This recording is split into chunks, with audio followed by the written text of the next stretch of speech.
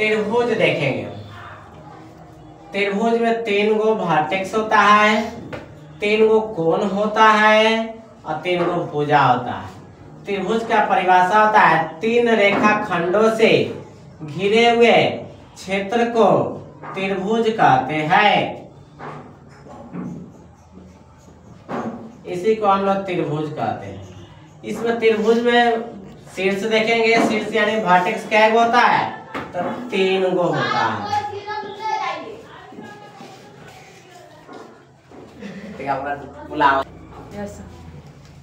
त्रिभुज देखेंगे आज चैप्टर।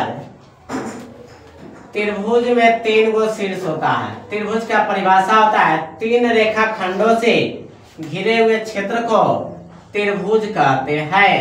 आइए आगे देखते हैं। त्रिभुज में शीर्ष यानी वर्टेक्स क्या होता है, 3 होता है। शीर्ष ए बी सी। उसके बाद में कोण देखेंगे। कोण को इंग्लिश में एंगल बोलते हैं। एंगल में इसमें 3 गो है, angle A, angle B, angle C. Angle भी 3 गो होता है, एंगल ए, एंगल बी और एंगल सी।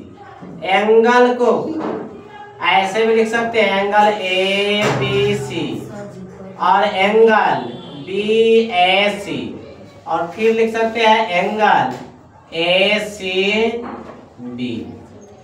उसके बाद में त्रिभुज में भुजा 3 गो होता है। भुजा यानी साइड। इसमें एक ए बी साइड हुआ और एक बी सी हुआ और एक ए सी साइड हुआ।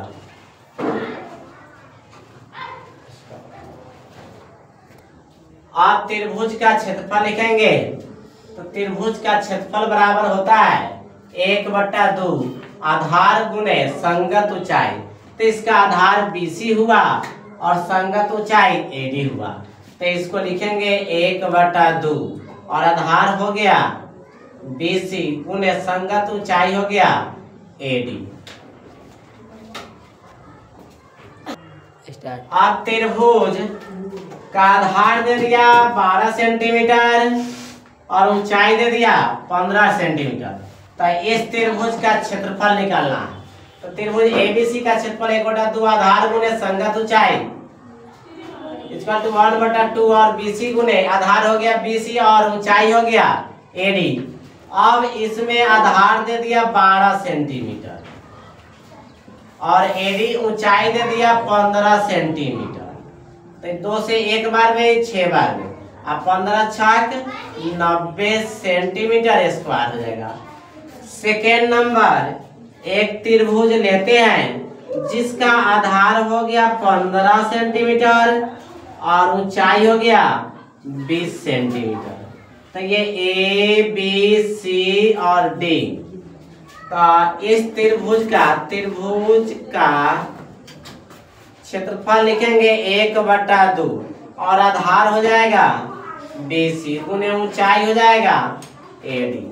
तो 1/2 आधार है 15 सेंटीमीटर और ऊंचाई है 20 सेंटीमीटर।